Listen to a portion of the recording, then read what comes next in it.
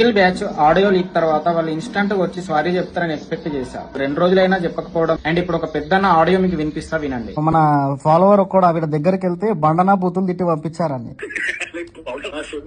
నాకెంత గుర్తు పలుకుందో నా చెల్లెలకి అంత గుర్తు. కానీ కస్టమర్ అంత తిట్టొద్దు కదన్న, అమ్మల మీదకి పోయి.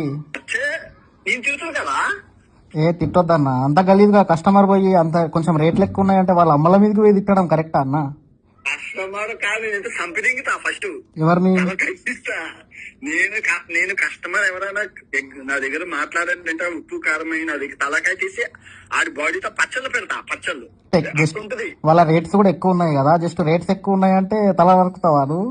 నేనైతే తల తీసి శులికాయ పచ్చడి పెట్టి శులికాయ పచ్చడి నమ్ముతా. నువ్వు కూడా ఇండియాకి వచ్చి చెయ్యన్నా, నరకన్నా చూస్తా నేను ఇండియాలో.